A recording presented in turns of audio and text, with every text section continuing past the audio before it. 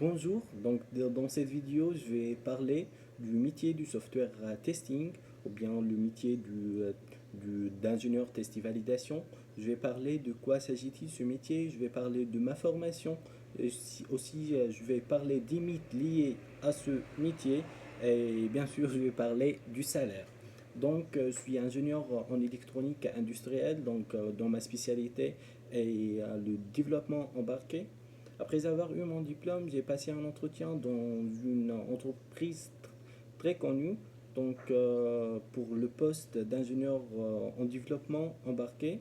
Et là, après un mois, il y a le service RH qui m'appelle et qui me propose le poste d'ingénieur test et validation.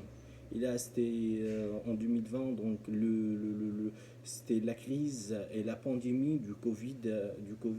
Donc, il n'y avait pas du travail, trop de travail et tout. Donc, j'ai accepté.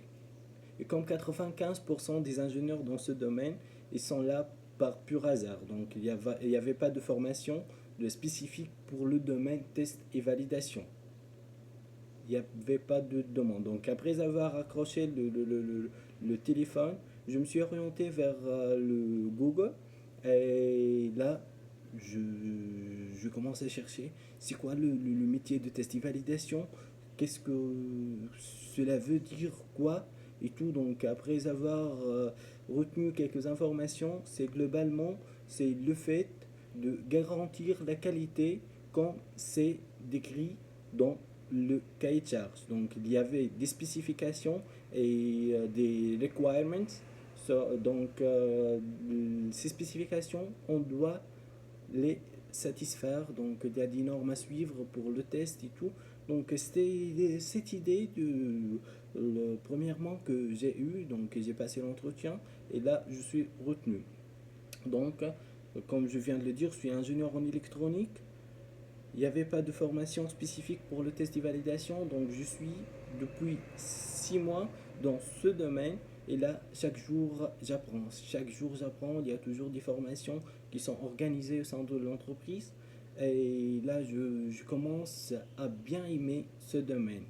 Arrivons maintenant aux mythes liés à ce domaine. Donc, le premier mythe, c'est que les mauvais en code s'orientent vers le métier test et validation. C'était 40 ans avant. Mais maintenant, 80% des métiers de test, c'est de l'automatisation des tests, donc c'est du code, c'est du Python, c'est du Java et plein d'autres langages de programmation. Donc le premier mythe est à éliminer. Aussi, le deuxième mythe qui nous ramène vers notre troisième point, c'est le salaire. On dit souvent que les ingénieurs de test et validation sont mal payés. Ce n'est pas vrai.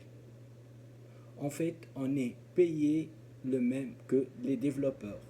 Et la bonne nouvelle ici, qu'après avoir l'expérience, après avoir construit une réputation nationale ou bien internationale dans le domaine du test, les salaires gonflent, les salaires sont très bien, les salaires s'explosent.